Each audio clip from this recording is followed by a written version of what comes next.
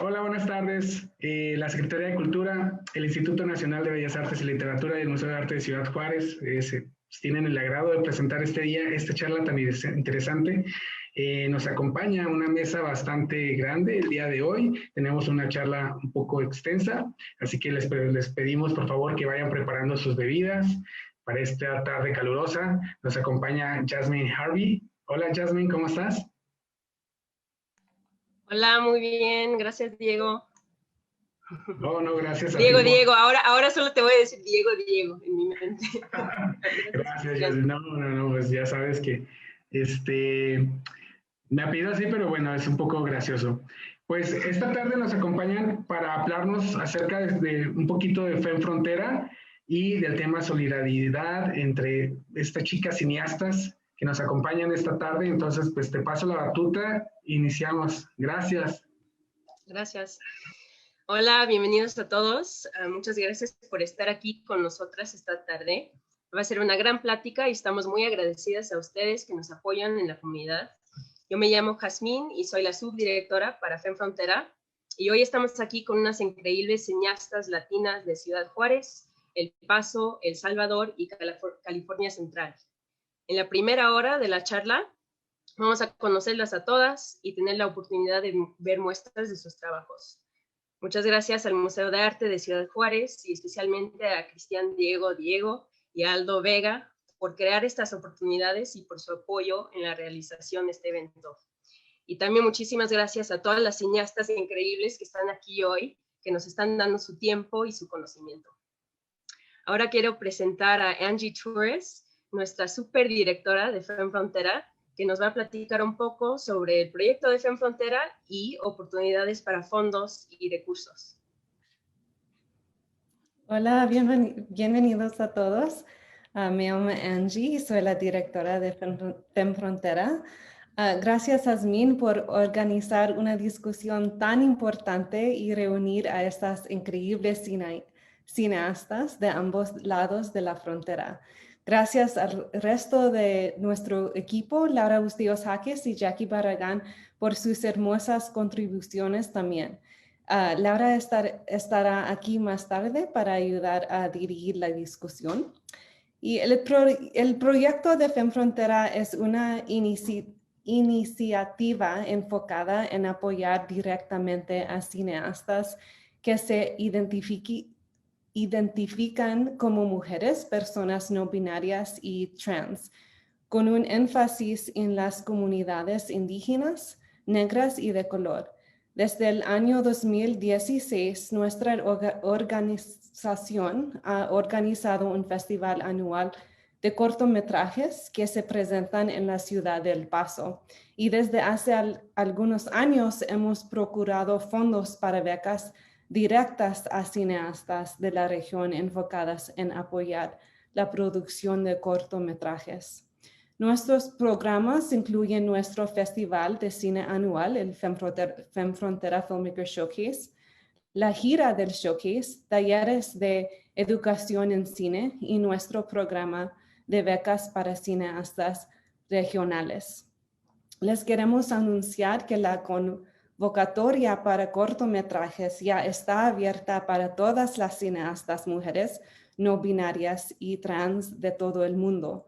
Para enviar un cortometraje, visite femfrontera.org o busque Fem Frontera en Film Freeway. Muchas gracias, Angie.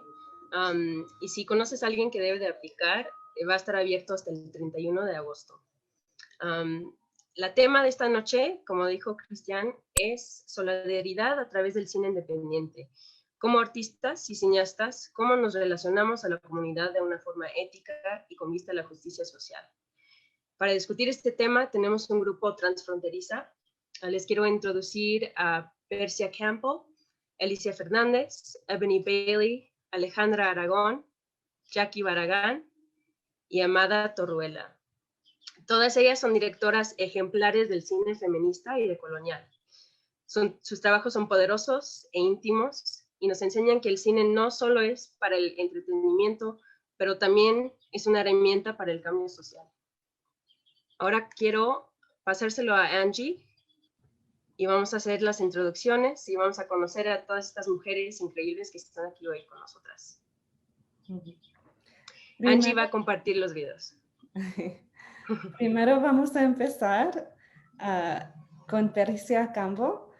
Persia, por favor, díganos de su trabajo y luego vamos a enseñar sus clips. Hola, hola a todos. Bueno, pues como dijeron, mi nombre es Persia Campbell. Soy fotógrafa y directora nacida aquí en Ciudad Juárez. Pues, ¿qué les puedo decir de mí? Les voy a platicar un poquito sobre mi formación. Yo estudié aquí en Ciudad Juárez, la carrera de artes visuales, enfocada en fotografía y video. Después de eso, me fui a la Ciudad de México a estudiar un poco diseño de producción, que es una de las cosas que me apasionan bastante dentro del cine, la dirección de arte y el diseño de producción. Estuve un ratito allá estudiando y pues me regresé otra vez a hacer cine aquí en la frontera.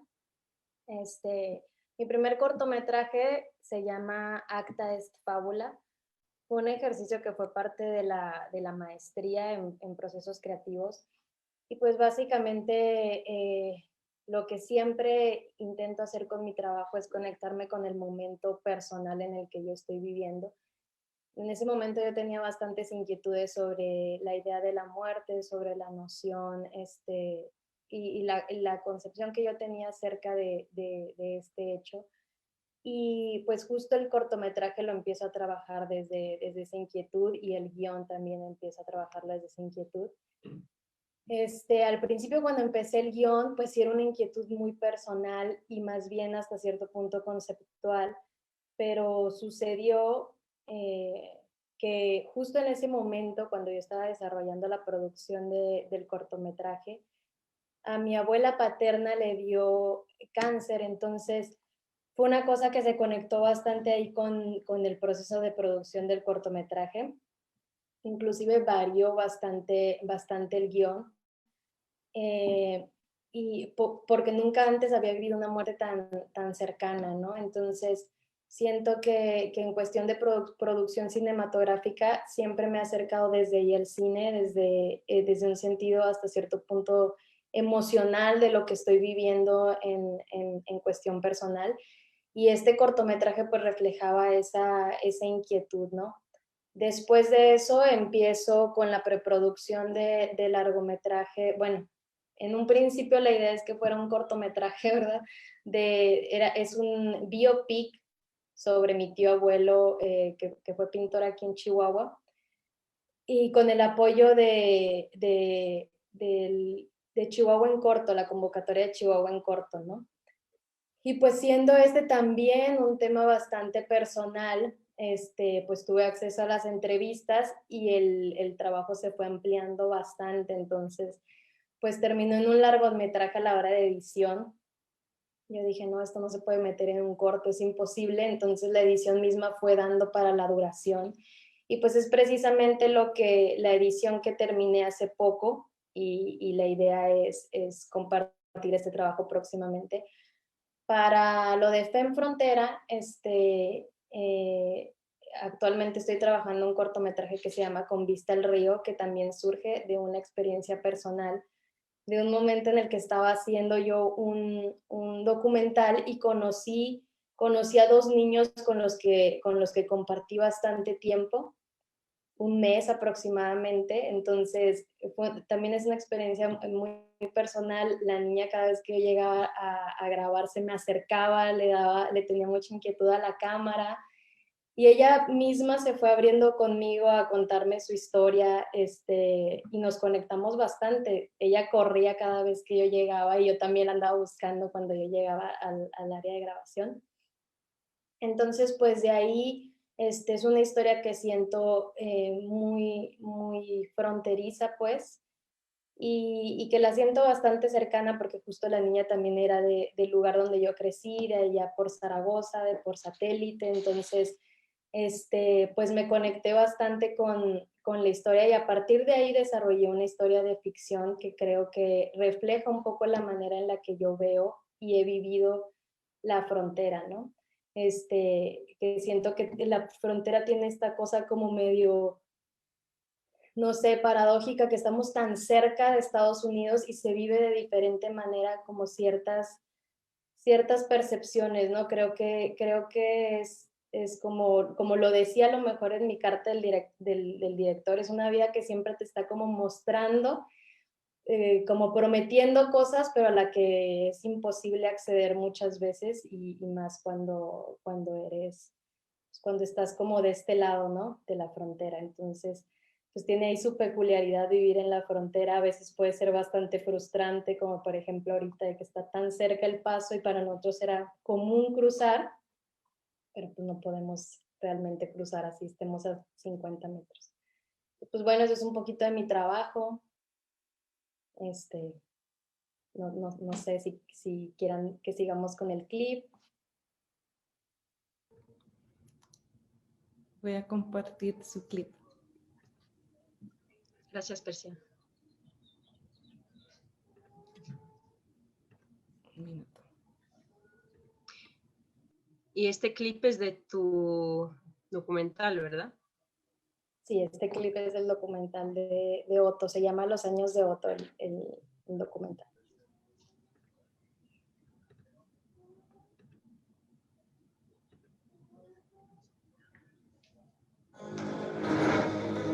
La técnica que él inventó era a base de resina natural.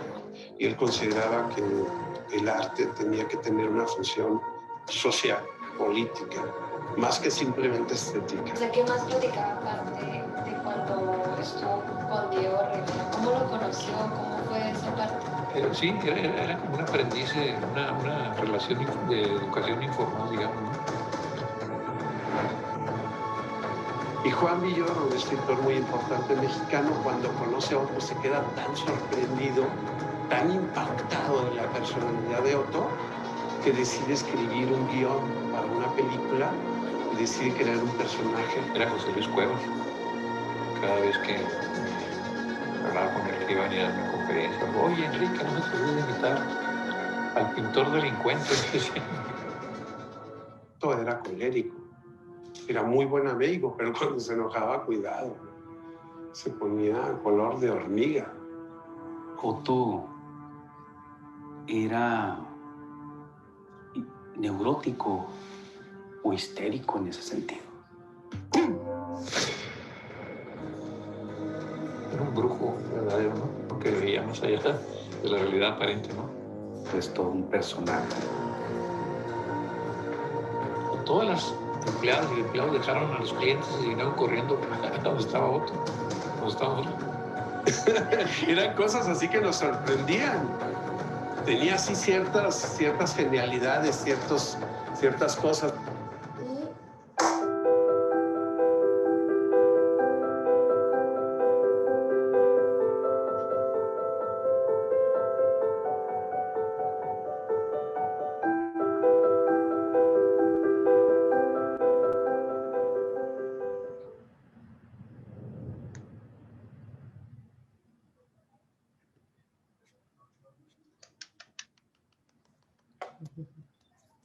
Muchas gracias, Persia. Se ve muy interesante. Lo quiero ver. ¿Cómo podemos verlo?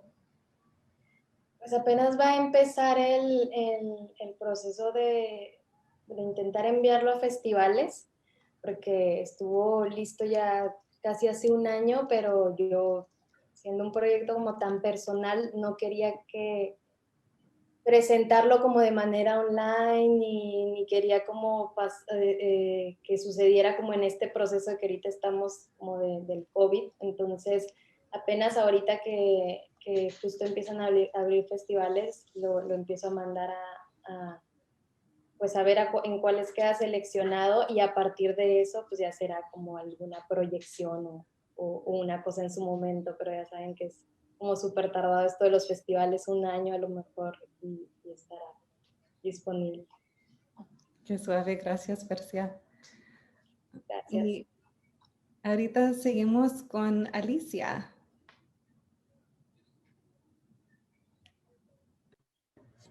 Hola, ¿qué tal?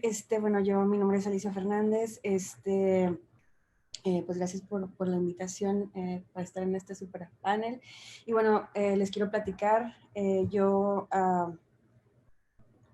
un inicio, cuando empecé a hacer como fotografía y cosas así, mi trabajo sí tendía a ser completamente al arte, ¿no? Y a la mezcla de DJing, video, etcétera.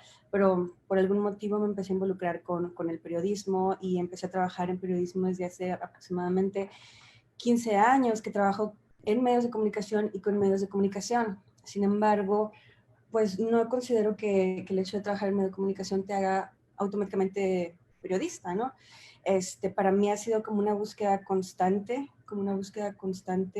de buscar la mejor manera de reflejar las problemáticas que han estado presentes en la realidad fronteriza a la cual he vivido, ¿no? Y estas problemáticas pues tienen que ver con la violencia de género, con la migración, y pues con toda la contextualización que hay alrededor, ¿no?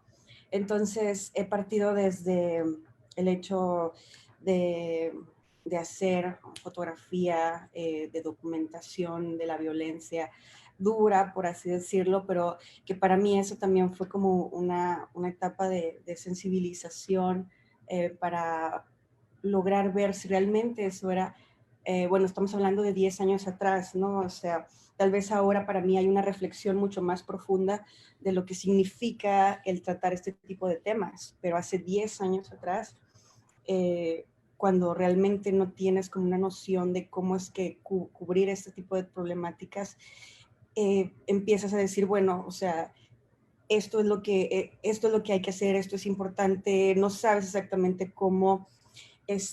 Y a partir de ahí me ha tocado ver una serie de evolución en cuanto al periodismo mexicano, ¿no? O sea, en cuanto al apoyo de organizaciones internacionales, y esta misma profesionalización ha sido como una búsqueda constante de buscar nuevos medios y nuevas formas de contar las historias, ¿no? Entonces, yo he pasado desde la fotografía fija a hacer video, a hacer transmedia, a tener equipos colaborativos para trabajar en historias concretas. Y este mismo movimiento me ha llevado naturalmente a querer ahora tener trabajos que tengan un poco más de contextualización en el área documental. Y un poco regresar, o sea, este contacto tan constante con las situaciones tan de frente, también te hacen un poco ver no nada más hacia afuera, sino ver hacia adentro. Y bueno, hay un trabajo que es mucho menos conocido, que probablemente no está expuesto y que tiene que ver, sí, definitivamente con reflexiones personales respecto a mi percepción de lo que son las situaciones que me ha tocado cubrir, ¿no? Y cómo esto ha afectado personalmente. Algunos trabajos esporádicos han sido expuestos, sin embargo, toda mi energía es difícil hacer documental y también hacer esto y también hacer otro, o sea, todo es demandante. Entonces mi energía la he basado en la documentación y bueno, recientemente uno de los trabajos que tienen esta intención, trabajada con un equipo de cine, fue este podcast llamado The Red Note, en donde mi trabajo ahí fue la investigación y las entrevistas. Sin embargo, eso me permitió trabajar con una estructura que a mí también me permite aprender, a querer crecer, y ahorita me encuentro en la creación del primer largometraje documental, y bueno, en constante evolución. Y así como me costó trabajo en un inicio para mí decir que soy periodista, creo que también me cuesta trabajo decir soy cineasta o soy documentalista. Creo que eso va a ser algo que también tengo que trabajar para lograrlo. Y bueno, esto que van a ver es algo del trabajo que he hecho en prepandemia, algo de la cobertura que realicé en 2019, respecto a varios temas, ¿no? Sobre el despojo en la Sierra Tarahumara, sobre el caso Levarón y bueno, sobre violencia de género. en Ciudad de México. Y pues gracias. Gracias, Alicia. Aquí va.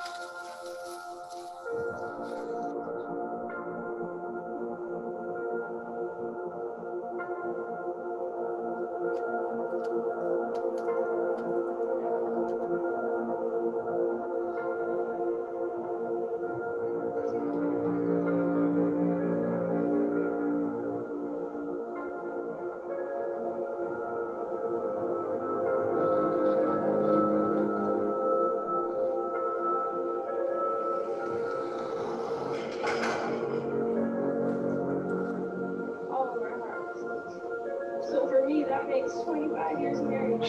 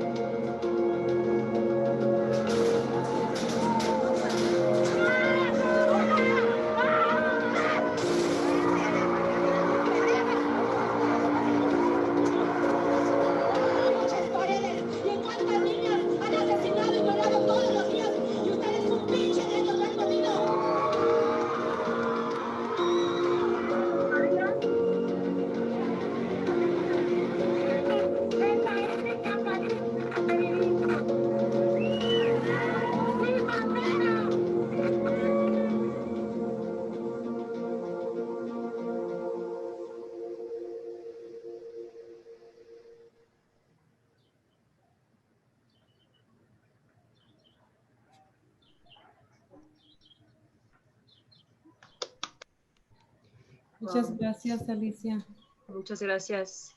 Muchas gracias por tu activismo y por filmar. Digo, siento escalofríos viendo esas imágenes y muchas gracias por hacer todo lo que haces, ¿no? Por salir y filmar esas cosas tan importantes. Gracias. Gracias a ustedes. Y ahorita vamos a seguir con Ebony. Hola, muchas gracias por la introducción y gracias por la invitación. Estoy honrada de estar aquí y muy agradecida. Pues me llamo Ebony, soy de California Central y yo soy documentalista y yo un poco como al revés de Alicia, como dijo que empezó con el arte y ya fue hacia el periodismo. Yo empecé con el periodismo y fui poco a poco hacia el arte. Entonces sí, estudié periodismo, hice periodismo desde la high school o preparatoria. Estudié en la licenciatura de periodismo, pero cuando estaba saliendo y hablando con personas, haciendo reportaje, como que me di cuenta que escribir no era tanto mi fuerte y tenía pues mucha curiosidad de la tecnología, el diseño, cosas así.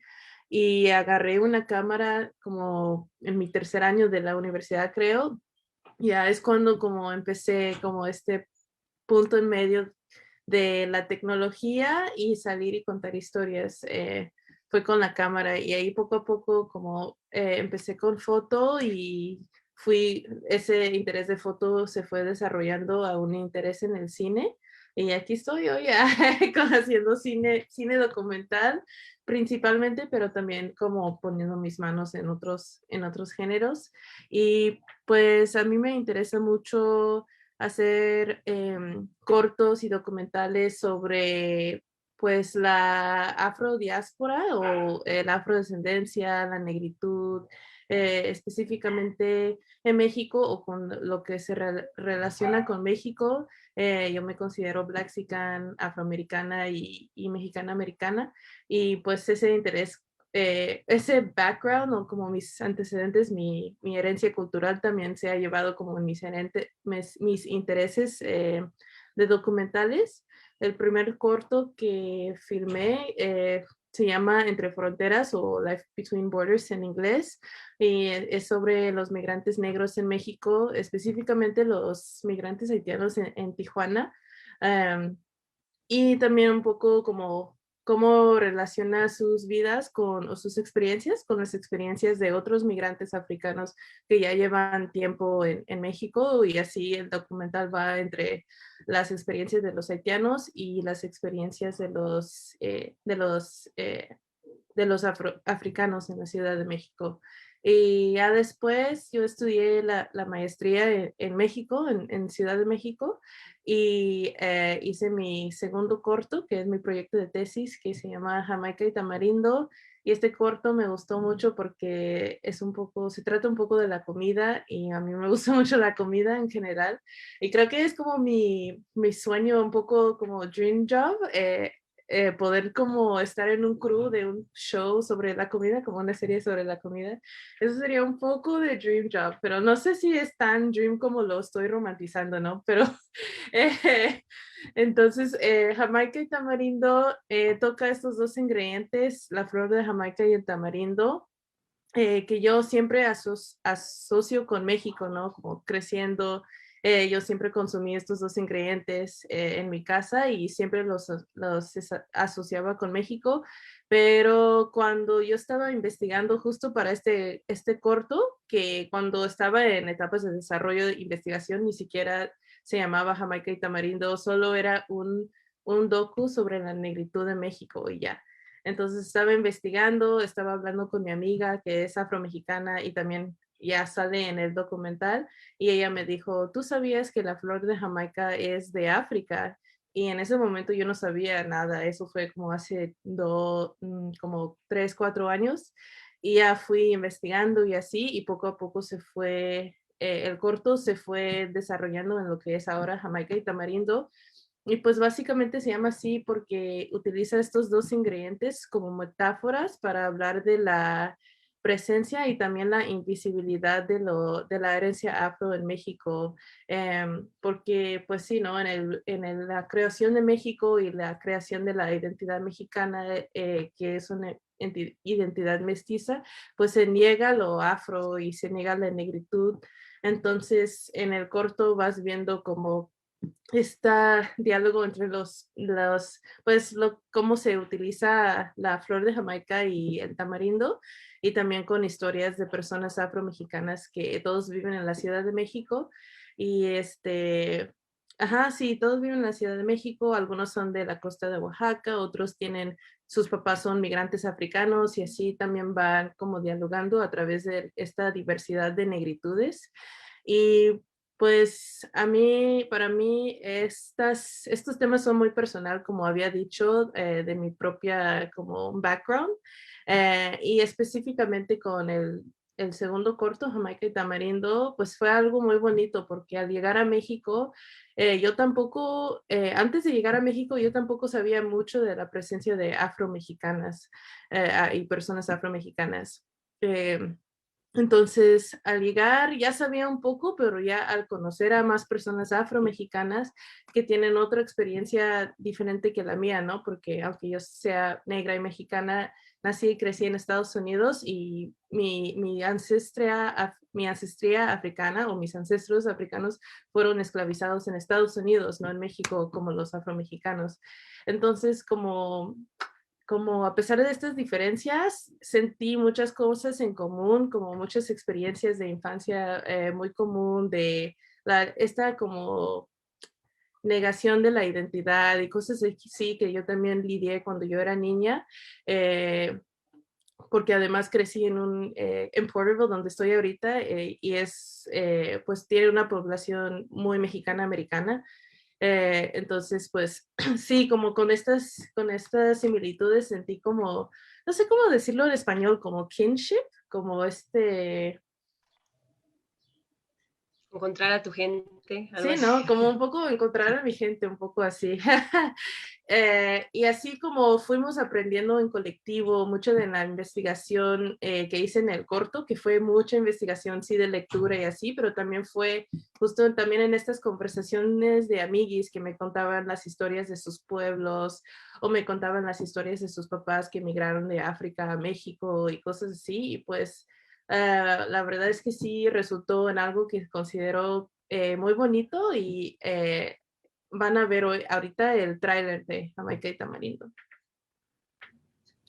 Muchas gracias, Ebony. Y quiero decir también que me siento muy orgullosa que tu película está en FemFrontera ahorita alrededor de todo el mundo con el tour y que compartiste tu película con nosotros. Muchas gracias. Thank you for sharing it with us. Ay, muchas gracias a ustedes, la verdad. Cuando vi el concurso de FemFrontera dije, ay, yo espero que sí queda porque creo que sería perfecta. Sí. Gracias.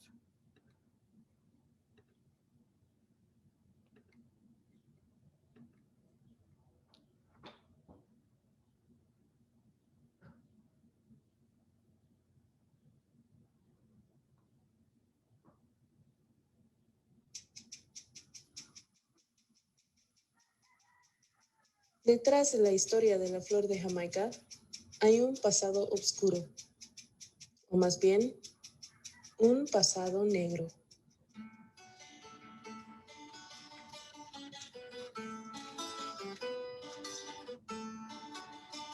Estamos en un país donde nos enseñan que no hay negros. La Jamaica y el tamarindo me traen recuerdos súper bonitos porque pues desde que era pequeña mi vida ha estado dividida entre la Ciudad de México y la Costa Chica de Guerrero. Yo siempre me he sentido mucho más cómoda estando en la costa. Estando en la ciudad, siempre he sentido que pues sí, que definitivamente no encajo justo con lo que es ser una mujer mexicana.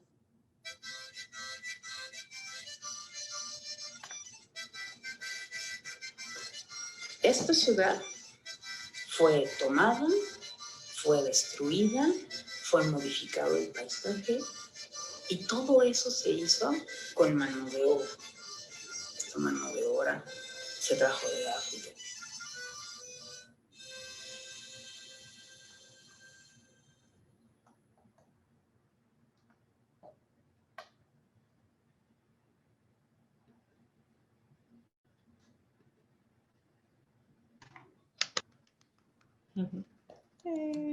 Gracias, Ebony. Muchas gracias. Me encanta la película. Ok, now seguimos con Alejandra. Hola, ¿qué tal? Soy Alejandra Aragón. Muchas gracias por invitarme a FemFrontera, por propiciar esta conversación, y al museo también por, pues no sé, generar ese vínculo. Y bueno, no sabía que tenía que hablar tanto de mi trayectoria. Estaba pensando más en hablar directamente de los proyectos, de los dos ejemplos de los proyectos que traje como ejemplo, porque son precisamente mis últimas dos experiencias y son dos experiencias en colaboración. Una colaboración transfronteriza y la otra con una querida amiga, Dalia Sosa, a quien conocí en la Ciudad de México, originaria de Oaxaca, y con quien pude llevar a cabo pues esta cosa medio idealizada que yo tenía desde hace muchos años, que era como lograr codirigir algo con otra mujer, ¿no? Que pudiéramos dialogar y repensar cómo es que podemos representar la experiencia de las mujeres o las subjetividades no heteronormadas, hegemónicas, etc. Entonces, fueron dos experiencias bien particulares, bien interesantes, que vinieron como a ayudarme a asentar los conocimientos que venía recogiendo a lo largo del camino. Yo, al igual que Ebony, empecé como... Es que, bueno, mi historia es un poco ambigua. Primero empecé con un taller de cine que me cambió la cabeza. Yo trabajaba en la maquila y ese iba a ser como mi destino hasta morirme. Y tener un diplomado en cine donde conocí a mucha gente, donde se me insertó la idea de que el cine era algo que yo podía hacer. Porque antes de eso era como este mundo tan lejano de Hollywood y que yo jamás me hubiera imaginado que yo podía desde mi lugar de morra aquí en Juárez poder hacer cine. Entonces, desde ahí se insertó la idea por allá del 2006, pero ha sido un camino difícil y largo porque creo que en parte yo no pensaba que realmente lo podía hacer, tuve que descubrirlo. Y por otra parte, pues mi propia condición, ¿no? Que siempre me tuve que trabajar, siempre tuve que vivir de algo y hasta que tenía por ahí de 28 años, después de varios años de hacer fotografía de manera, pues, amateur, nada más trataba de aprender a hacer foto, decidí a estudiar artes visuales y fue cuando tomé la decisión un poco más consciente de que ahora sí iba a intentar hacer esto de manera más seria o más enfocada, ¿no? Y la verdad es que no me puedo quejar porque desde ese momento como que las cosas se fueron dando un tanto orgánicamente, ¿no? Entonces, mi primer documental, ya había hecho otros ejercicios que son así como que jamás los voy a mostrar en mi vida, pero mi primer documental fue Las Noches Invisibles, una historia acerca de dos mujeres que trabajaron la vida nocturna en dos momentos distintos de la historia de Juárez, en donde tuve esa primera oportunidad de hacer un documental. Lo hice como mi tesis de licenciatura en artes visuales. Yo, al igual que Persia, me enfoqué en foto y video y mi tesis fue sobre estrategias de enunciación en el cine documental y de qué manera podía yo abordar esta historia desde otra perspectiva, ¿no? Entonces ahí obtuve muchas herramientas que me fueron difíciles de implementar en el momento a través de esa investigación. Las Noches Invisibles lo hice como Dios me dio a entender o como la Virgen de Guadalupe me dio a entender, la verdad. O sea, como dicho, porque realmente yo no estaba bien consciente de estas estrategias, ¿no? Para poder hacer cine. Pero creo que ya había una intuición en mí y una sensibilidad en mí que venía pues también de mi formación feminista y de otras experiencias que yo ya había tenido en mi proceso de adoptar una conciencia social, que yo creo que me ayudaron a que el resultado de ese documental fuera un documental bello y sensible, que es un mediometraje raro que nunca pude meter a ningún festival, pero que existe y que me hace muy orgullosa porque lo hice como en un afán de demostrarme, creo que a mí misma, que sí podía hacer esto. Y lo que van a ver ustedes, no sé si ya me pasé los 5 minutos, es primero un extracto del documental Disrupted Borders, un documental al cual me invitó a participar Ramón Villa, un cineasta del Paso, Texas. Y para mí, dentro de lo dominado que está el medio por hombres, Ramón fue de las pocas personas que me invitó a agarrar la cámara, que me dijo, toma la cámara y fotografíame este corto, y que me reconoció, ¿no? Como cinefotógrafa, porque pues ya había yo hecho intentos de tomar la cámara en otros trabajos, en otras colectividades, y pues siempre se le confiaba ese rol a otros hombres, ¿no? Entonces, Luego me invita a dirigir Disrupted Borders porque se dio cuenta que pues era más adecuado que lo dirigiera una mujer, ejercicio que yo creo que muchas personas en la industria debían de considerar antes de pensar que ellos deben de dirigir algo. Y para contar la historia en un inicio de Wendy, quien es una chavita súper talentosa y con aspiraciones de ser ingeniera en robótica, que estaba tratando de construirle un regalo a su amiga, ¿no?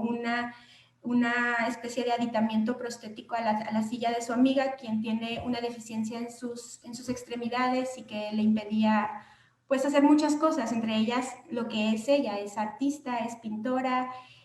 Y bueno, acercarme a la historia que fue descubierta por Katy Chen, que es la directora del Fab Lab en El Paso. Fue todo un proceso de tratar de entender cuál era la mejor manera de mostrar la historia de estas dos chicas. Primero era Wendy, después decidimos que Shelley era más que evidente por cuestiones también de una ética, de una perspectiva no sesgada, tenía que ser una historia de dos protagonistas, ¿no? Y por alguna razón terminé en otro documental con dos protagonistas. Entonces, toda la experiencia de que fuera transfronterizo, de que yo estuviera acá, ellas allá, pero a la vez reconocerme en estas dos chavitas, en estas dos niñas que también crecieron en Juárez, que se tuvieron que ir para allá y que vienen de familias como la mía, ¿no? Sin un padre, y todo en ellas, una con una personalidad tan parecida a mí, la otra con esa creatividad artística, era como estarme viendo en estas dos chavitas. Y el reto fue tratar de producir ese docu con la frontera en medio. Entonces fue una friega. Y de todos modos se nos atravesó la pandemia y tuvimos que postproducir y dejar algunas cosas fuera del docu por esa situación, pero todo el proceso de postproducción fue también súper enriquecedor para mí y pues eso es lo que van a ver. El otro segmento es un corto que llevamos a cabo Dalia Sosa y yo. Lo codirigimos, aplicamos a una convocatoria para hacer uso del archivo de la Filmoteca de la UNAM, que consiste en tomar algunas películas que ellos te proporcionan para luego construir otra narrativa a partir de ellas. Y lo que hicimos fue hacer una reflexión acerca de la representación de las mujeres en el cine mexicano, como desde qué imaginario, qué arquetipo se ha representado la condición de las mujeres a lo largo de esta historia del cine. Elegí un extracto sin parte del archivo, pero al final lo que van a ver es como ese cierre que nosotras decidimos dar en relación a la representación de las mujeres, lo que pensamos que está pasando con la autorrepresentación de las mujeres en el cine hoy en día. Es una pieza un tanto conceptual, pero que en su proceso y en su resultado, la verdad, me siento muy orgullosa también porque también me ayudó a darme cuenta que podía codirigir y trabajar en compañía de otra persona, de otra mujer y que el resultado fuera pues también mucho más rico que haberlo hecho yo sola, ¿no? Entonces, eso es lo que van a ver. Gracias. Muchas gracias, Alejandra. Lo voy a compartir ya.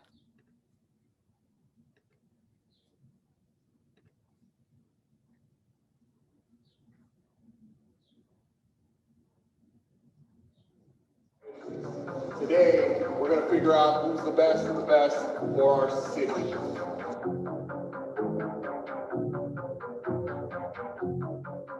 I'm really nervous right now.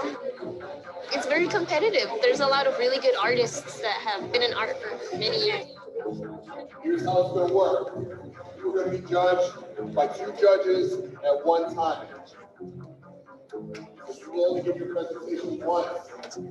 Once you've been judged, those 2 judges will then score their sheets independently. They will not talk with each other about how they're going to do the scoring. Once you've been judged twice, you cannot leave. The only way that you can leave is when we ensure that we have both the judges' sheets from your presentation. All right, now we're ready.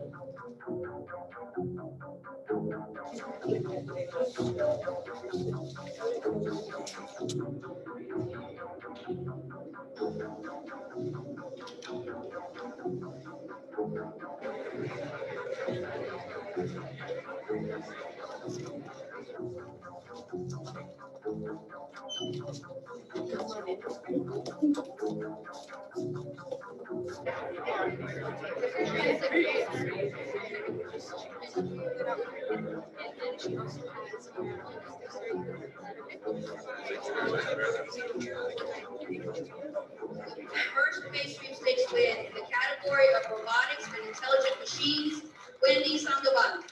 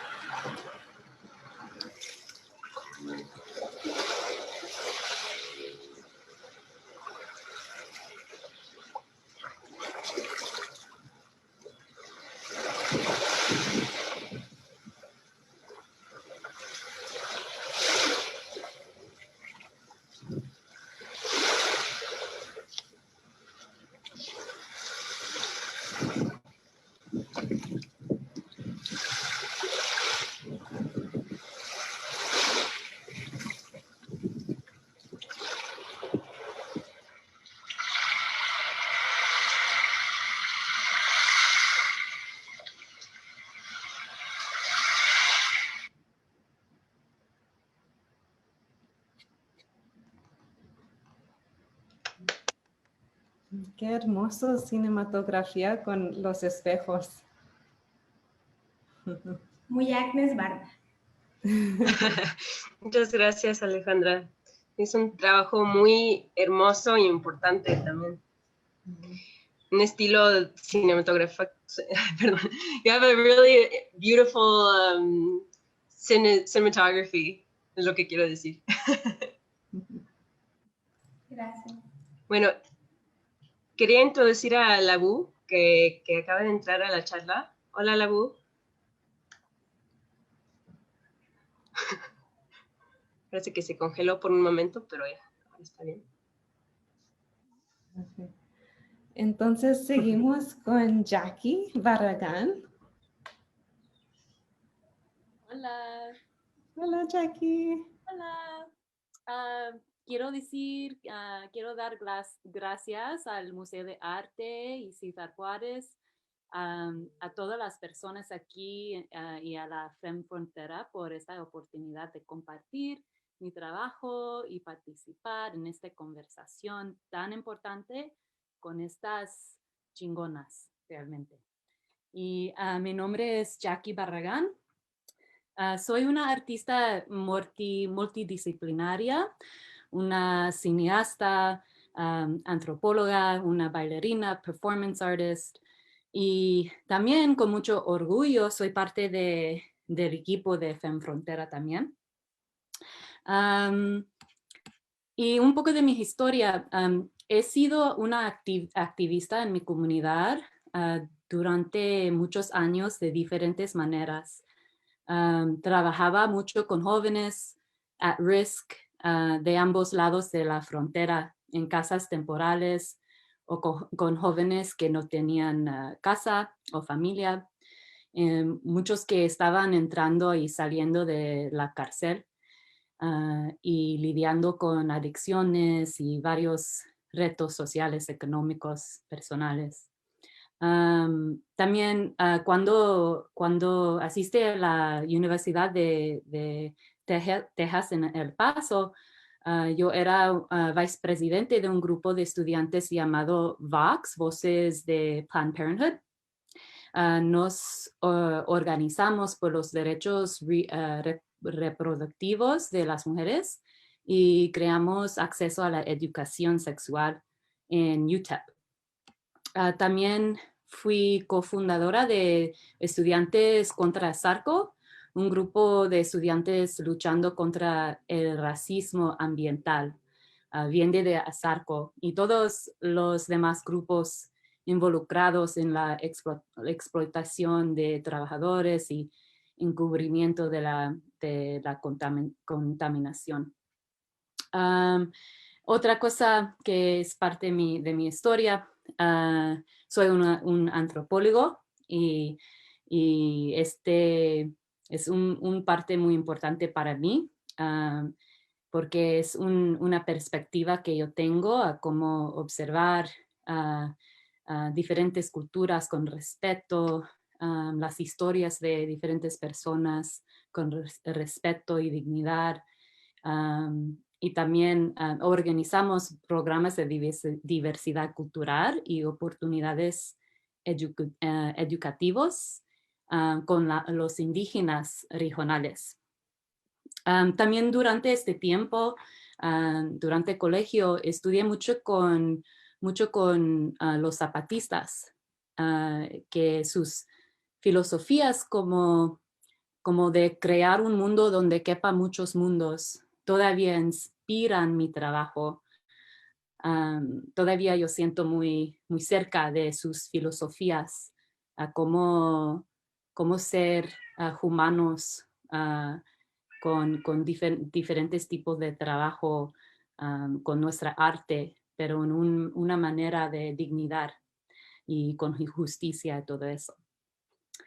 Me siento como sin intentar cuando creamos arte como mujeres, como mujer fronteriza, es un acto political o más como revolucionario, especialmente cuando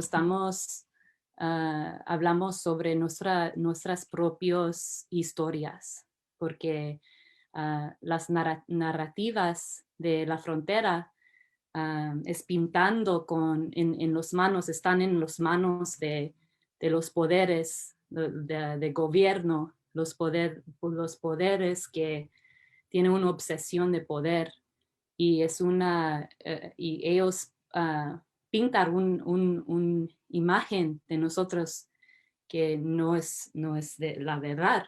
Y por eso este tipo de arte del cine yo creo es una oportunidad a traer nuestras narrativas, nuestras historias en nuestras propias manos. En el año pasado yo dirigí y produje mi primera película llamada Josie. Se entrenó el año pasado con el showcase de cineastas de FemFrontera y se ha proyectado en otros lugares de los Estados Unidos. Josie es algo muy personal, documental, porque es una historia de mi mamá. Su historia muy difícil, pero creo que muy inspiradora. No tenía ejemplos de héroes cuando era una niña. Y la historia de mi mamá fue eso para mí, una héroe. Y creo que las mujeres, las mamás, las abuelitas de nuestro pueblo necesitamos celebrar su lucha y todo que ellas hacen para nosotras. También terminé recientemente mi segundo cortometraje documental sobre un artista fronterizo llamado Ome Tlaloc. Y los dos documentales son historias sobre personas que se han enfrentado a una vida con todas las probabilidades en su contra, pero que de alguna manera ambos encontraron una manera de usar su dolor y luchas para transformarse en un tipo de arte. Cuando estaba creciendo y también asistía a la escuela, era obvio que mi gente, las personas como mis amigos, mi familia, no estaban representadas en los medios de comunicación. Y las películas, especialmente en los libros de historia. Entonces, un parte de mi propósito es darle un rostro a nuestra gente y documentar nuestra propia historia. Yo siento sinceramente que sin estos esfuerzos, nuestras historias simplemente desaparecen. Entonces, con su permiso, y yo quiero presentar el ejemplo de mi trabajo. Se llama Caminos de Fortaleza.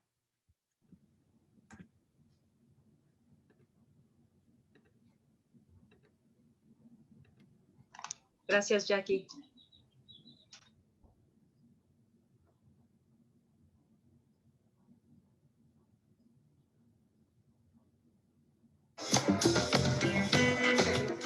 This is my mom's sister, my tia Connie.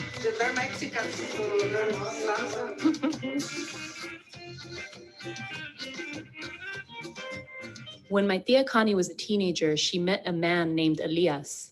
He became a plague to our family. One day when my tia Connie was walking home from school, Elias approached her and kidnapped her. And it's when he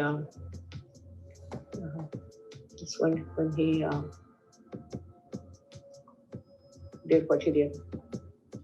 I told my mom that he just hit me. I didn't say he raped me. I couldn't say, because he said he's gonna do it again, so I was so afraid. They didn't do anything to him. Especially in a small town like that, Del City, we were Latinas, so I guess it wasn't important. You still had to see him around town. The town was so small. And he would laugh when he was just like, I got away with it. So many times, I didn't want to go out. So that's when I started martial arts. I'm gonna do something about this. I wanted to kill him with my own hands.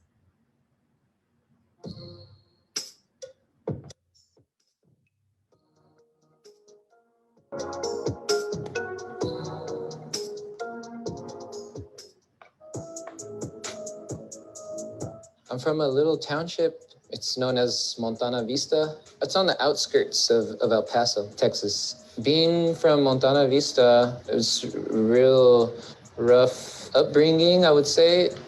Gang culture, it was really big in that time. And, 90 to 100% of the population here in this neighborhood is Mexican. And so there's just this colonization story that has taken place and has put young men into this school to prison pipeline that we all know of. I chose that for my life from about 17 years old to about 27 years old. A good 10 years of my life, I was choosing drugs and alcohol and bad company.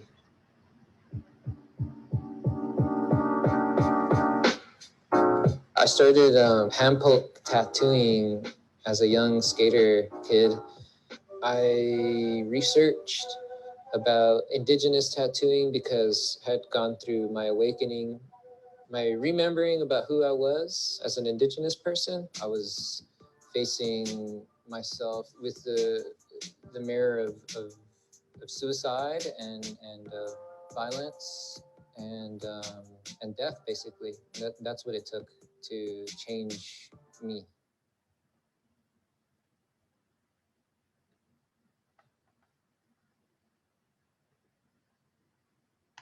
Gracias, Jackie. Gracias. Y también somos muy orgullosas en FEM Frontera tener Jackie en nuestro showcase este año. Gracias. Y también por todo el trabajo que Jackie hace como nuestra coordinadora de la gira. Que este año FEM Frontera nos hemos metido a más festivales que creo que en los años anteriores. Y eso es mucho por el trabajo de Jackie. Así que gracias. Gracias, Jackie. Un honor. Y seguimos con Amada.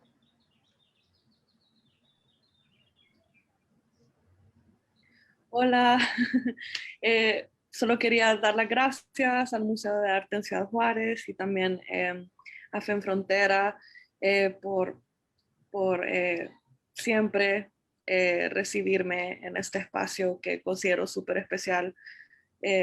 Yo no siento que hay muchos espacios en los que yo siento que pertenezco y FEM Frontera siempre se siente bien y seguro, inspirador. Así que muchas gracias.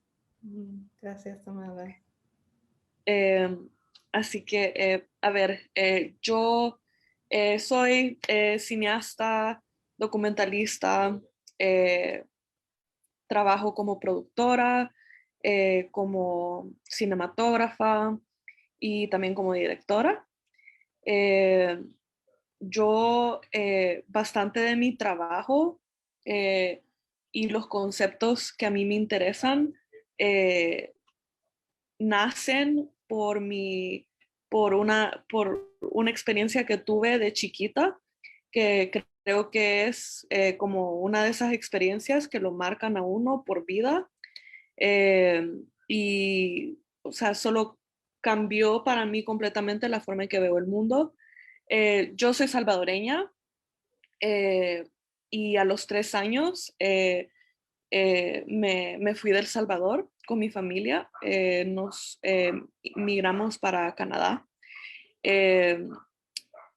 Nos fuimos después de que hubo una gran ofensiva cerca de la casa, que en ese entonces era la casa de mi bisabuela.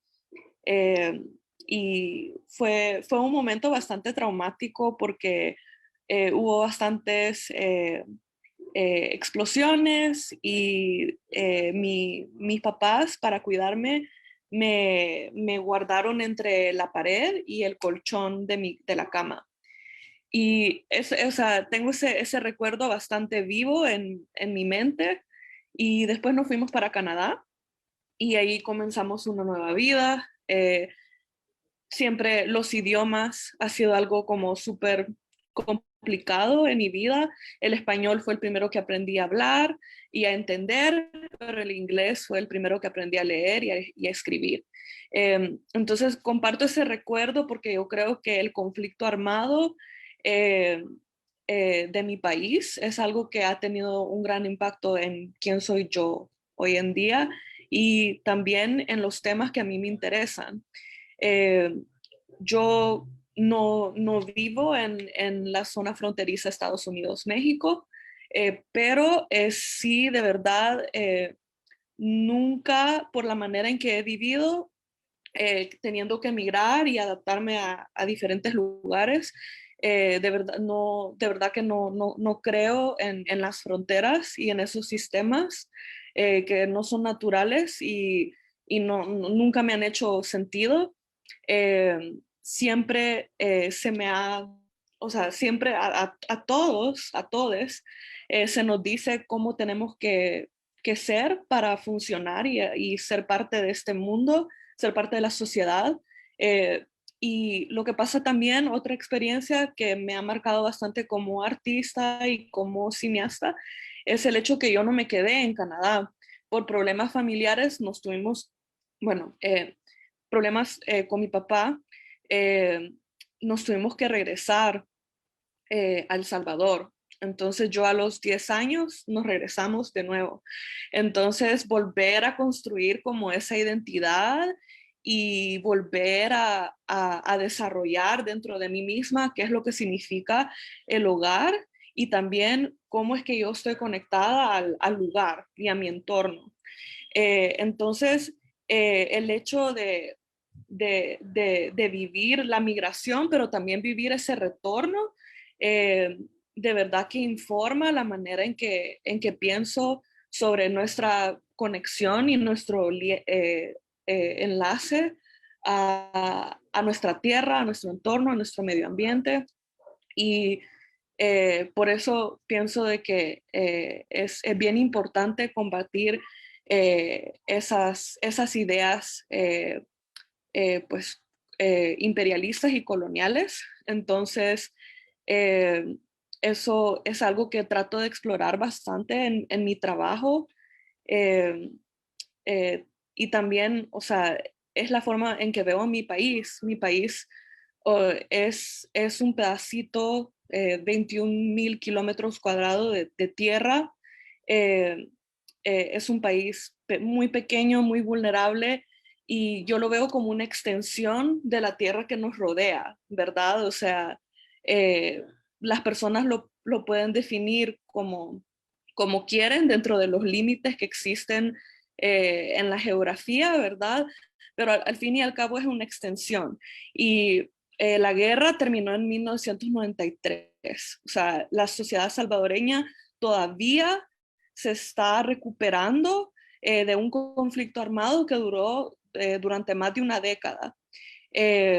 Entonces, esas tensiones es algo que me interesa bastante. El efecto que tiene algo así en nuestros cuerpos, en nuestras memorias, es bien importante.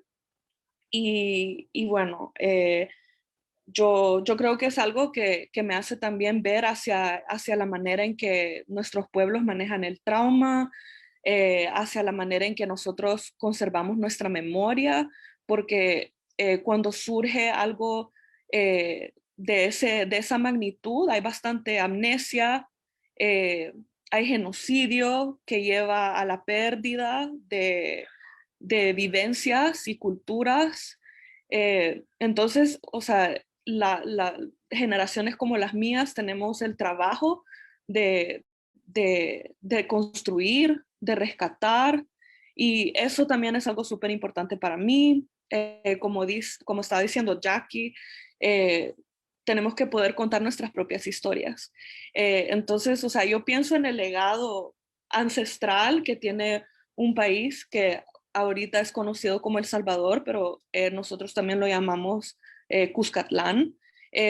Pero también pienso en las maneras en que las narrativas que han sido construidas de mi país no han sido construidas por nosotros mismos, siempre han sido construidas por el extranjero.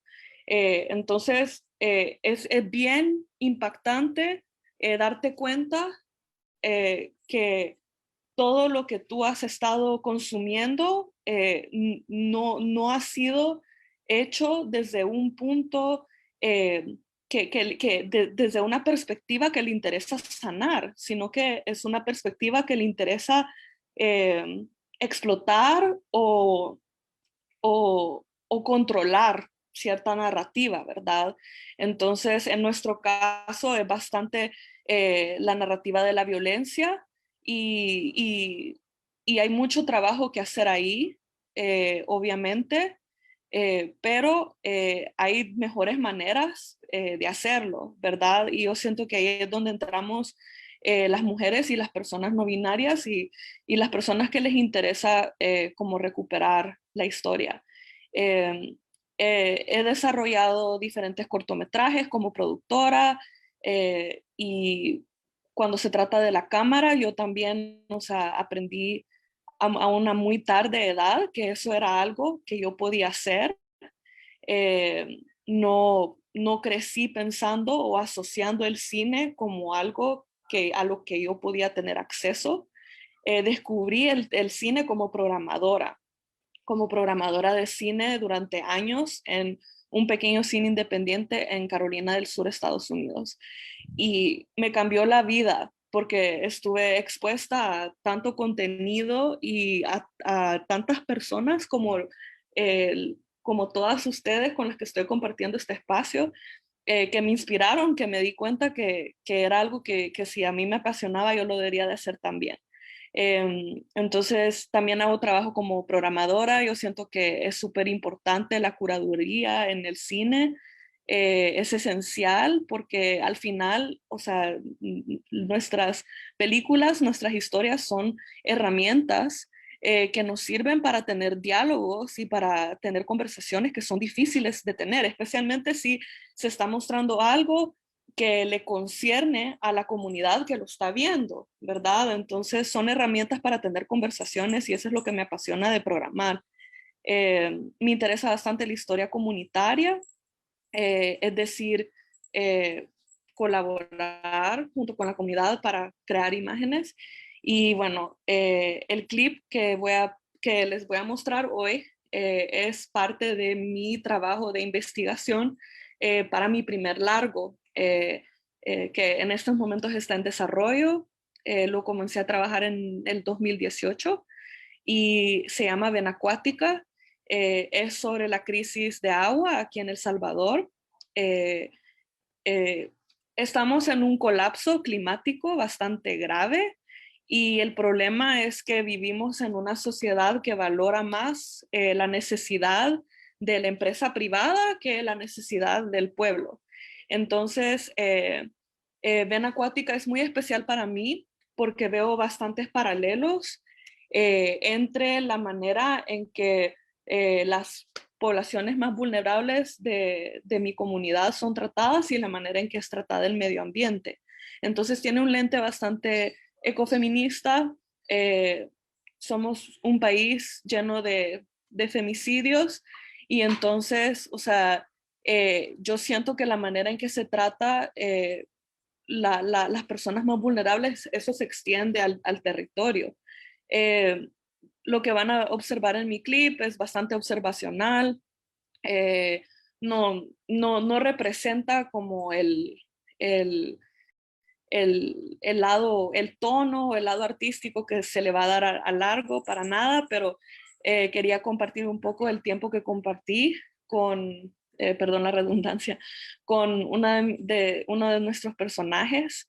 Ven Acuática también es algo diferente porque a mí me interesa bastante que la historia cuente la crisis hídrica y de medio ambiente desde un punto de vista bastante colectivo.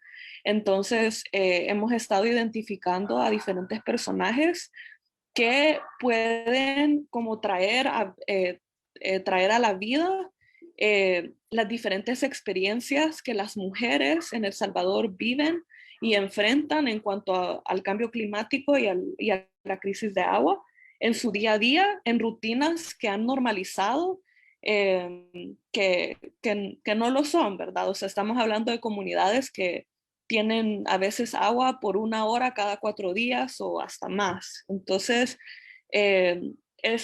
entonces puedo compartir el clip ahorita. Es solo un momento. Pero ahorita el proyecto, como digo, está en producción. En estos momentos mismos me encuentro en El Salvador. Es la primera vez que regreso después de que todo el mundo quedó en pausa por la pandemia. Y solo estoy aquí trabajando en otras cosas, pero también reconectando con los personajes. Sí, gracias. Wow, Amada, muchas gracias por compartir todo eso. Y your journey has been so brave, not just through being an immigrant and everything that you've gone through, but to continue that journey as a filmmaker and to revisit all of those components and parts of your life and to see them as parts that have impacted you not only negatively, but in ways that have made you grow as an artist and as a person. It's just so beautiful. Thank you for sharing all of that. It's gonna make me cry. I'm excited to show you the clips because they're also so beautiful. Okay.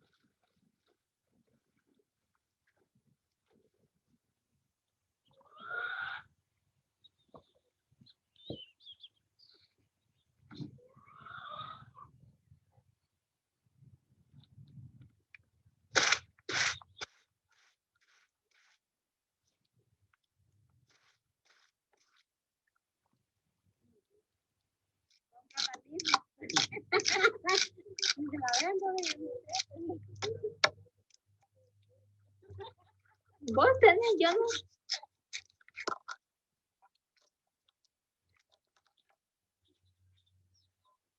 Para que le dé el sabor que da la pupusa. De pescado. ¿Qué tipo de pescado? Es tilapia.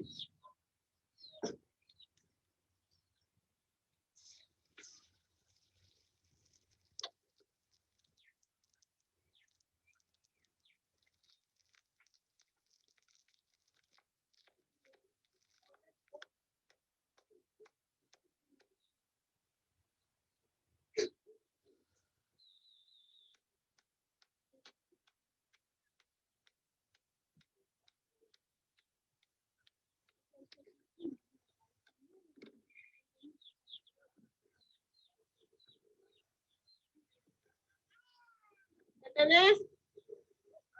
No. Agradable. Ahorita va la boca. Ya saben con lo que ya.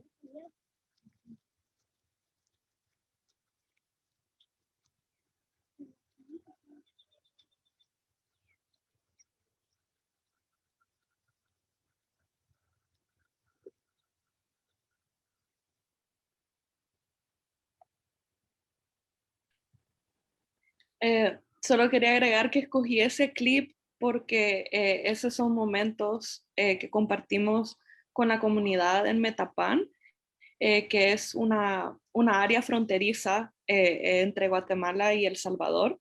Y tristemente es una comunidad que a través de los últimos años se ha visto fuertemente militarizada por el control, ¿verdad?, del tráfico de los migrantes, que ese lago en el que viven nuestros personajes en la orilla es un gran punto de tráfico de personas que dejan la región centroamericana para irse. Entonces quería compartir eso con ustedes. Muchas gracias, Tamara. Gracias. Muchas gracias a todas por compartir su buenísimo trabajo. Y ya les voy a dejar con Jazmín y Labu. Hola, pues muchas gracias por compartir sus trabajos y sus historias. Tengo muchas preguntas, pero lo quiero simplificar a una. Escuchándolas a ustedes, creo que un tema que estoy escuchando otra vez y otra vez es esta idea de reconstruir nuestras propias identidades y cómo es que nosotras podemos decir nuestras propias historias, contar nuestras propias historias. Y les quería preguntar que cuál es la importancia de hacer películas en comunidad para reconstruir esas identidades de la frontera. ¿Y cómo es eso diferente del modelo de Hollywood? Del modelo que hemos tenido, que todos hemos internalizado, todas estas películas de Hollywood que vemos en cada momento del día, ¿no? Que nos dicen que esto es lo que significa ser latina, esto es ser mexicana, esto es ser de El Salvador. ¿Cómo cuando tú haces tus películas o tú haces tus proyectos, cómo te liberas de eso? Y cualquiera puede empezar, ahora estamos en el diálogo abierto. Yo quiero decir que me impactó muchísimo lo que estaba diciendo Amada. Creo que me llegó muchísimo, me recordó mucho a un curso que tuvimos, creo que también estaba Ale en ese curso, con un documentalista que vino aquí a Juárez, que se llama Emiliano. No sé si también estaba Alicia, no recuerdo. Y nos presentó un documental sobre la guerra del narcotráfico. Es que era un documental que parecía casi ficción, la verdad es que no recuerdo el nombre de la película, pero era una película sobre Juárez. Entonces, justo yo venía regresando de la Ciudad de México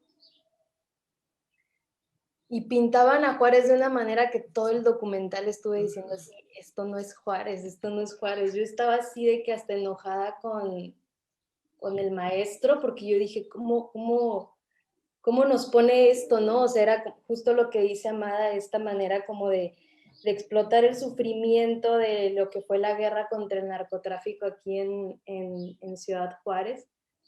Y bueno, cuando finalizó, nos preguntó que qué pensamos del documental. Pues yo tenía así de que, más que ganas de llorar, todo el coraje hecho aquí como en la garganta, de que dije, si participo me voy a soltar llorando, pero dije, bueno, pues voy a participar ya que no. Pues justo eso, justo hablé de que pues es para la gente que vivimos aquí en estos lugares, bien difícil ver cómo cuentan las historias desde una perspectiva así como muy, ¿cómo decirlo? Como muy lejana, como muy inventada, como muy no lo que era Juárez, ¿no? Entonces, pues no sé, solamente me recordó mucho lo que cuando participó Amada, ese trabajo, y pienso que una de las cosas más importantes es conectarnos con lo que verdaderamente somos, sea lo que sea que seamos, de la manera más auténtica posible, y contar la realidad que tenemos pues más cercana, tal cual como la vivimos, ¿no? Desde nuestros lugares, pues, o sea, desde lo que somos y desde lo que vimos cuando crecimos. Creo que te refieres a la habitación 165, 164, es de Giancarlo Rossi. Y creo que hasta nos burlamos, ¿no? Porque le dijimos, no, hombre, a este pobre director se lo agarró unos de esos extecatos evangélicos que luego te piden dinero y que se inventan así toda esta historia. Y si no se la inventan, la vivieron, pero digamos, hay un poco de fantasía en el repetir y repetir y repetir una historia tantas veces.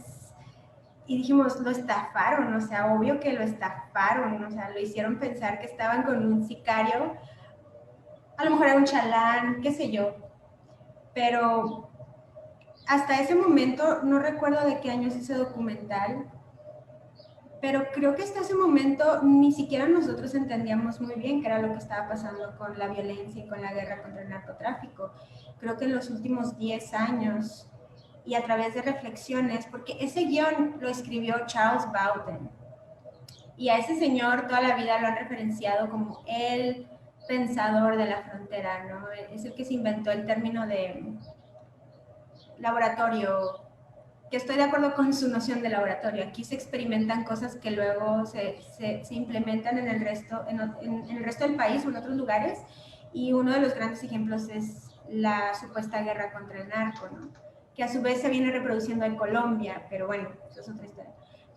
El caso es que creo que tomó una generación de artistas sentarnos a reflexionar de qué manera y cuáles eran las mejores maneras de hablar de la violencia, y tuvimos que vernos todas estas cosas, ¿no?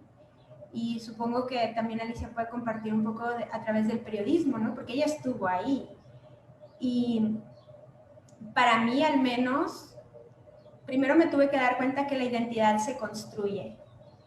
Que la identidad se construye en términos de lo que tienes que atravesar, la experiencia, pero también a través del territorio que vives. en el que vives, el que pisas y en el que transcurres, y que los medios, el cine y todo lo que estamos consumiendo constantemente también van construyendo nuestra identidad, por ende nuestra mirada, y que no nos exenta a las mismas personas que habitamos estos lugares de que, aunque tratemos de contar nuestras propias historias, lo hagamos desde una mirada colonial hegemónica.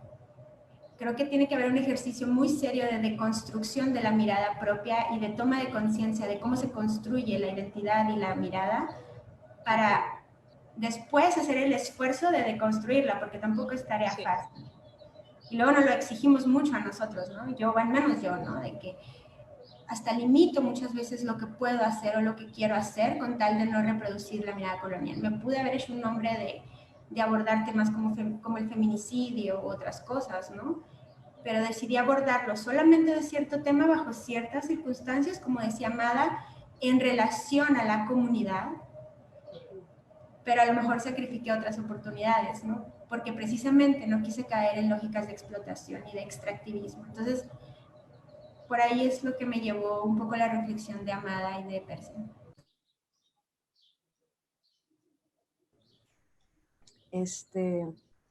Bueno, miles de cosas que decir respecto al tema, ¿no? O sea, a mí, como dice Alejandra, a mí me tocó cubrir realmente, o sea, en campo, diario, todas estas situaciones que se daban, ¿no? El tema de la violencia de género es un tema que yo cubro desde hace, o sea, es un tema que yo empecé a trabajar desde, no sé, desde muy joven, pero realmente no tenía esta idea de cómo hacerlo realmente. O sea, eso empezó y fue más el impacto que me causó y el hecho de decir, creo que esto es importante que se sepa, que yo tener una conciencia de que eso pudiera generarte una visibilidad. Para mí, no es lo que un tema te da a ti como autora, sino es lo que tú puedes aportar al tema. Y en ese sentido, para mí, siempre ha sido una búsqueda de encontrar cuál es el nuevo dato, cuál es la nueva situación, cuál es la nueva circunstancia, y en ese sentido, el periodismo está encima. Tal vez la representación llega ya después del análisis, ya después de la reflexión, pero el periodismo está, o sea, y me refiero a un periodismo verdadero, un periodismo con estándares altos, con una ética bien construida. Y eso es lo que he estado tratando de buscar en cuanto a esta representación desde el extranjero. Pues bueno, yo he trabajado con muchas personas de diversos medios, de muchas partes del mundo, trabajando, mostrando como productora, aquí mostrando cuál es la situación en Juárez, pero muy pronto me di cuenta de que era una responsabilidad muy grande. Y también había personas que me buscaban solo para ver una parte de la realidad, ¿no? Y había incluso personas que caían en el acoso. O sea, yo llegué a tener un tipo, o sea, y esto lo voy a decir, era el productor de una casa de un actor mexicano, Palazuelos. Llegaron aquí y querían, bueno, estoy hablando de hace 10 años, ¿verdad? Llegaron aquí y querían hacerme una entrevista, ¿no? En ese tiempo, pues bueno, llama la atención, ¿no? Que eres una chica de 20 y tantos años, mujer, la única del equipo del periódico pues más regional, etcétera. Entonces, que cubre directamente la violencia, ¿no? Entonces, me busca. Y yo le digo, bueno, o sea, no sé si te funciona lo que yo te pueda decir, ¿verdad? Pero si quieres, pues te lo digo. Fue una experiencia terrible. O sea, el tipo estaba diciendo, oye, pero es que no tienes nada, no tienes, o sea, él quería que yo le explicara y que yo le dijera, sí, ¿sabes qué? Mis compañeros, que fueron asesinados, bla, bla, bla. O sea, quería sacar una explotación de mí misma como persona, como fotógrafa, que era, o sea, que le dije, ¿sabes qué? Basta.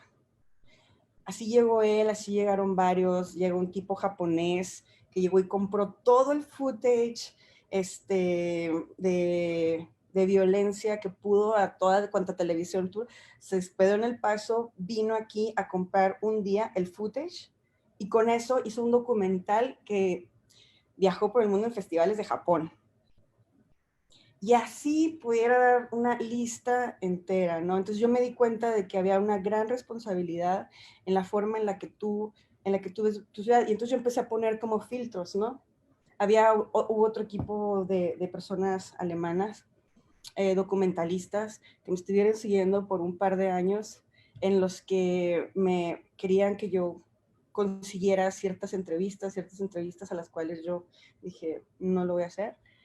Y venían cada cierto mes, me hablaban, me escribían, me buscaban, no lo voy a hacer, no lo hice, pero fue una cuestión de acoso.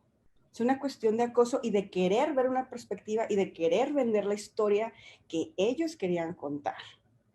La historia de Juárez así terrible y que ibas a cruzar el Paso y luego que en cuanto ibas cruzando el puente iba a estar un sniper ahí dándote. Y bueno, para mí ha sido una necesidad también ahora en la actualidad buscar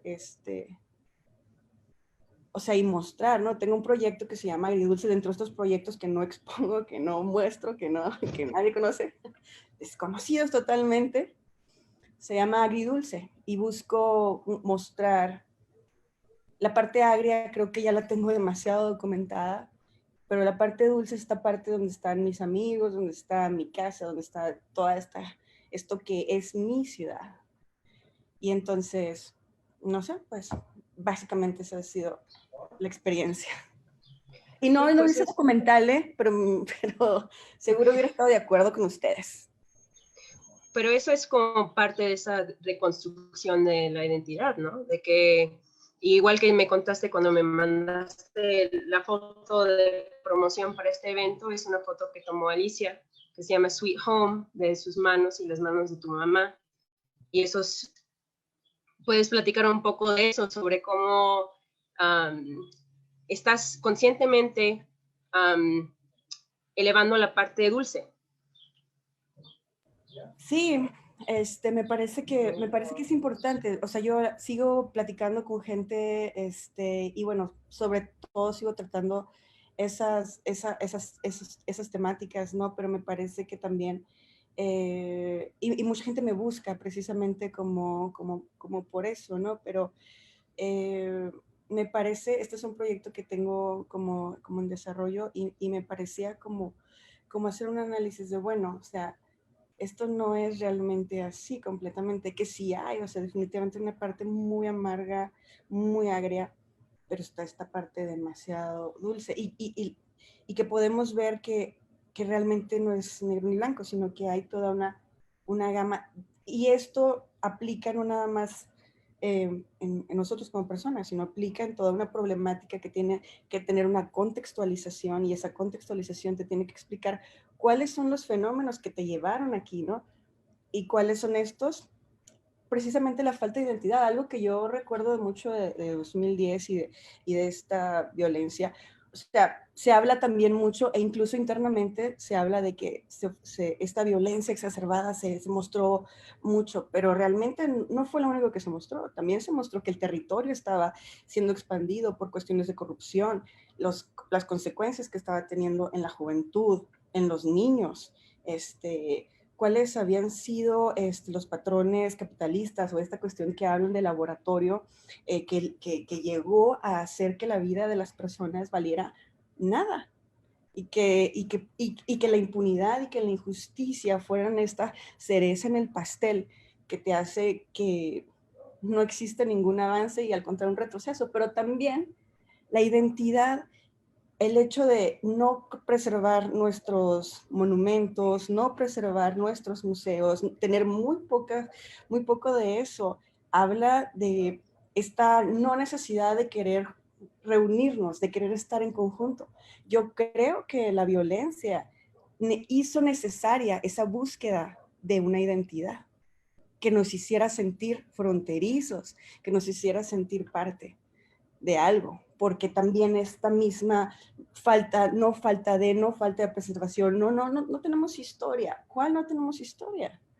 O sea, tenemos historia de la revolución, o sea, la presidencia se instaló aquí en Ciudad Juárez, pero nosotros decimos, no tenemos historia, porque no tenemos calles, no tenemos museos, no tenemos esto, no tenemos lo otro, no tenemos nada. Entonces la identidad en 2010 era una identidad no construida de una manera consciente, que a partir de la violencia y la necesidad de sentir, necesito decir que tengo una identidad, muchas personas se han dado la tarea de construirla, o nos hemos dado la tarea de construirla y de reflexionar y de decir no es como tú lo piensas desde afuera. Aquí habemos distintas personas que lo vemos desde muchas perspectivas. Pues ahí. Gracias, Alicia. Quiero que mi siguiente pregunta esté un poquito conectada a lo que estás diciendo. Habíamos hablado de las cámaras como una herramienta violenta, ¿no? Una herramienta colonial. Entonces, el cine naturalmente es un arte, una industria como súper patriarca, ¿no? Con una estética súper patriarca. Entonces, me interesa saber cómo, Ale también habló de la deconstrucción de la mirada, entonces me interesa saber cómo uno llega a deconstruir todo eso, ¿no? O sea, cómo te acercas tú a un proyecto desde otro punto de vista con esta herramienta tan violenta en tus manos, ¿no? ¿Cómo haces ese acercamiento deconstruido? Pues yo creo que deconstruir es un proceso. Creo que todo el tiempo es un proceso que no hay que pensarlo como un fin, pero como algo que siempre estamos intentando hacer, y que es una pregunta que yo siempre pues como pienso cuando estoy pensando en hacer cine, en colaborar con las personas, las comunidades en México, en Tijuana. Últimamente he pasado mucho más tiempo en Tijuana. Y hasta que como siento que he vivido en Tijuana, aunque nunca he vivido en Tijuana, pero como que siento mucha comunidad ahí. Y creo que es como parte, ¿no? de, al menos en mi experiencia, de cómo yo he intentado construir comunidad con las personas con las que inicialmente filmo, ¿no? Y luego ya de ahí construimos algo, o a partir del documental construimos algo. Porque en el ejemplo de Tijuana, yo conocí a Tijuana yendo para grabar un documental, y ahí como me sentí tan conectada con la comunidad que seguí, como suelo ir a Tijuana. En pandemia no fui mucho, pero ya que estoy vacunada y así ya estoy en mi casa en California, pues sí he ido mucho más como para hacer proyectos de cine comunitario, y estamos haciendo como 2 proyectos así, ¿no? Y eso se me hace como otra forma también de repensar cómo de construir el cine. La verdad, el cine comunitario me ha abierto como la mente así de, aunque hoy justo, ¿no? Estábamos publicando algo sobre un proyecto que estamos haciendo de cine colaborativo con la comunidad, y como poniendo los nombres de los colaboradores, y como yo soy como la director del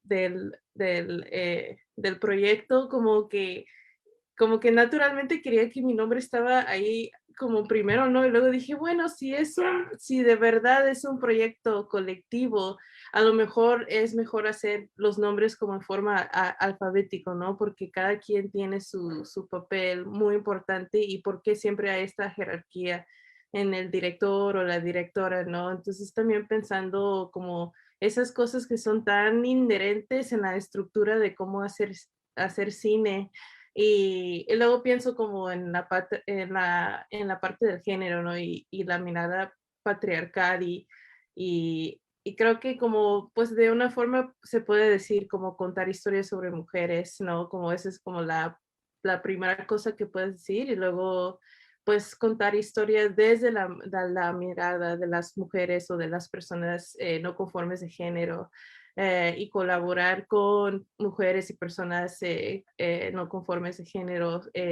Y no digo que eso automáticamente va a llegar a una postura ya antipatriarcal, pero creo que son formas que podemos ir como justo, ¿no? Deconstruyendo o colaborar con hombres, compas hombres cis, ¿no? Que también tienen como esa empatía con lo género o esta como visión interseccional. También tengo mis compis ahí que tienen consciente como visión interseccional. Entonces, esas son como formas que me llega a la mente con esa pregunta en este momento.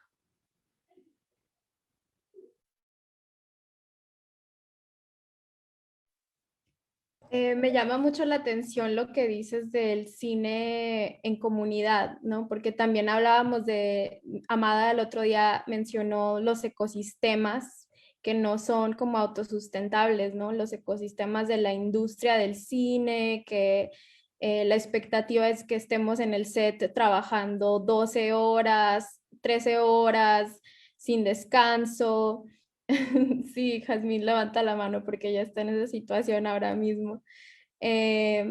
Entonces, me llama mucho la atención cómo navegan estas colaboraciones, como este trabajo en comunidad sin jerarquía. De qué manera redistribuyes las responsabilidades y las voces, ¿no? Como la oportunidad de que todos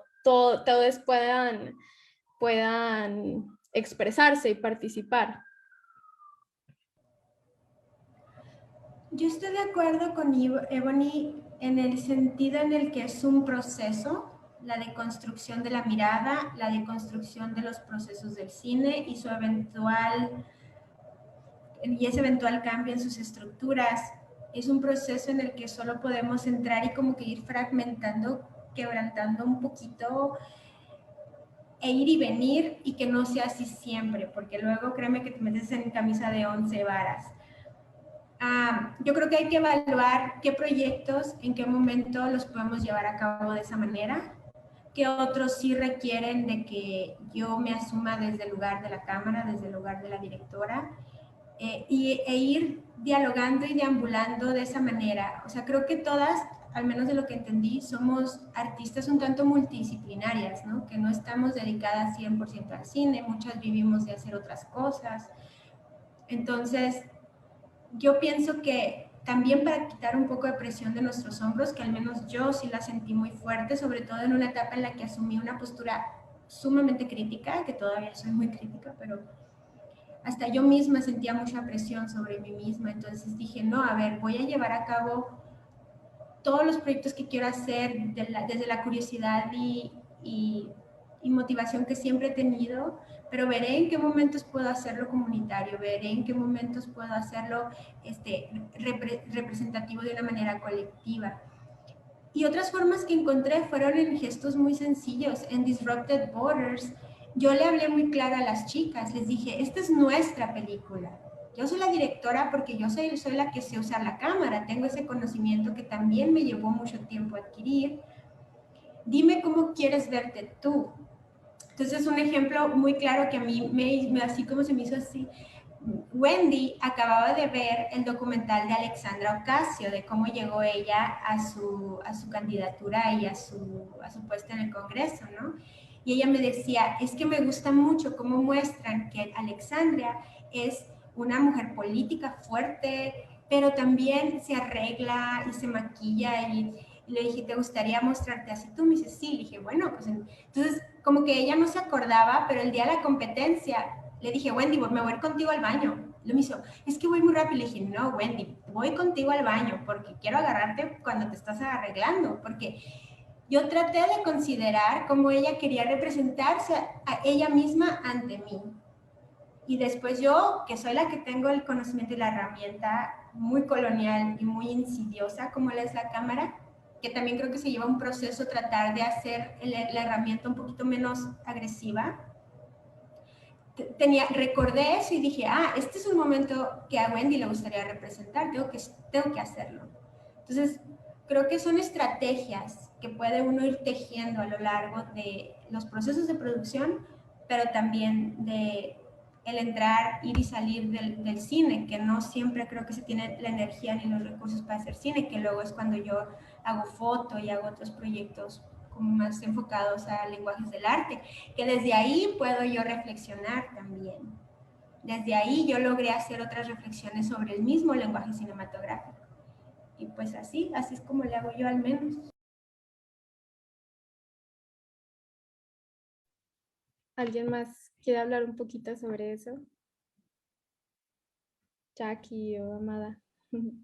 Pues yo solo quería agregar, con respecto a lo que está hablando Alejandra y lo que hablamos de ecosistemas, que sí, yo creo que ahorita lo que me inspira a mí es ver grupos como todas ustedes que, que están desafiando lo que tradicionalmente se espera detrás de la cámara.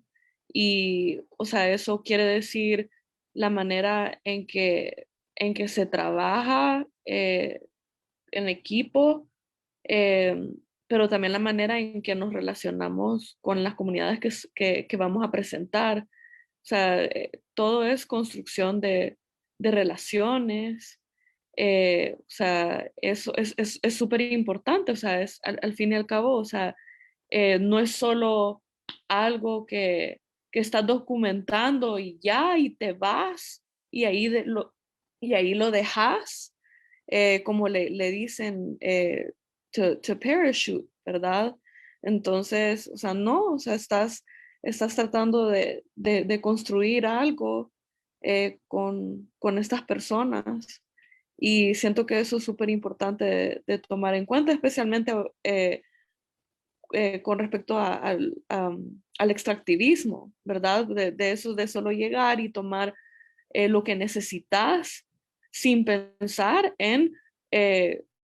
como dijo Alejandra, o sea, qué bueno o sea, es importante pensar en cómo Wendy se ve a ella misma, ¿verdad? O sea, es importante tratar de trabajar en proteger como la agencia de las personas, porque al fin y al cabo, o sea, la cámara es súper poderosa, o sea, tenemos algo en nuestras manos que va, o sea, a compartirse y a ser increíblemente visible.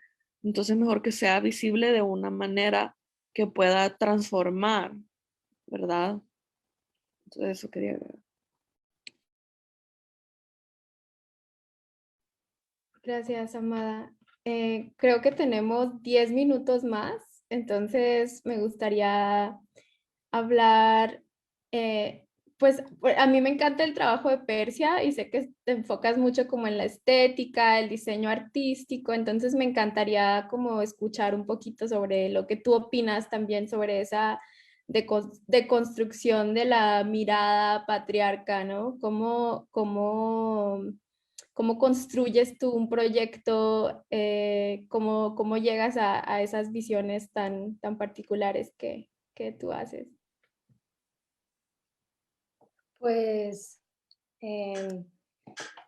mucho de mi trabajo de producción, yo empecé a hacer diseño de producción cuando tenía como 23 años, realmente como bastante joven, ¿no? Entonces, muchos de mis primeros proyectos, la verdad es que fueron de una manera bastante intuitiva. Yo siento que mucha de la parte que se ve en mis proyectos está bastante influenciada por la convivencia que tuve con mis hermanas. Nosotros somos 3 hermanas.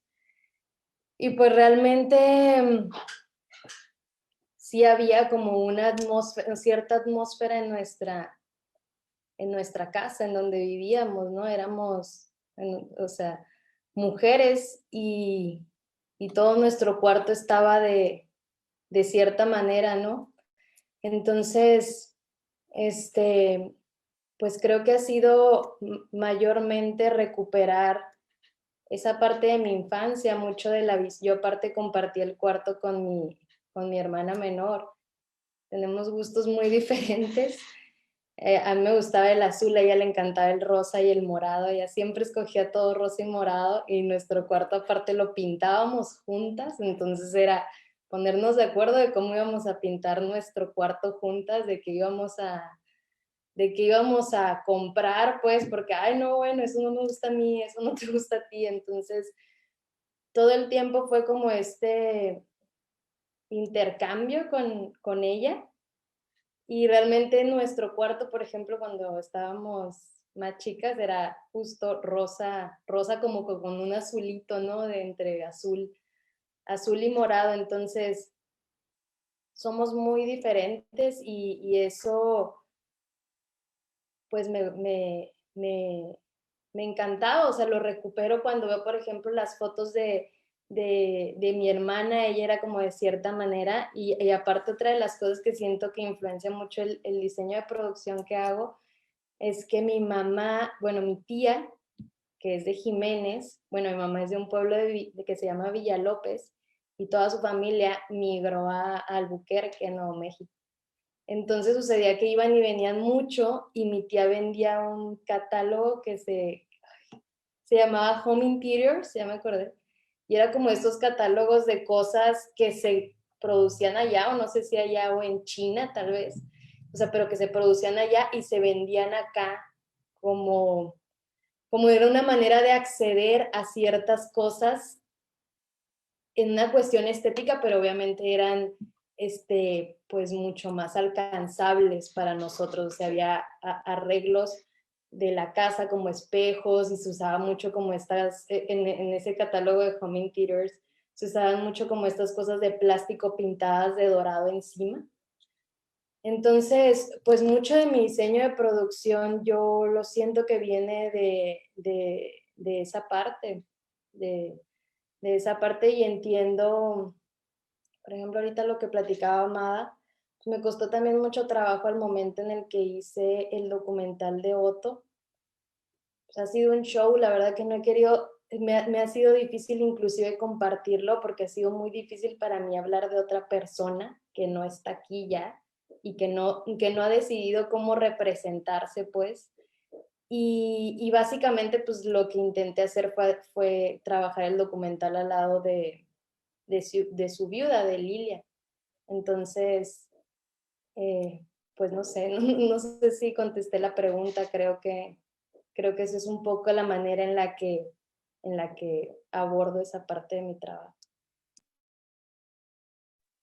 Sí, yo creo que sí la contestaste, pues porque me estás como explicando tu historia como persona fronteriza, ¿no? La historia de migración de tu familia y cómo esto tiene una influencia sobre tu diseño artístico. Nos quedan 5 minutos y estoy pensando en las historias de Jackie, que son como historias de su familia, historias de Ometlaloc, que es un artista indígena, y hablaste mucho sobre la importancia de que nosotros contemos nuestras historias.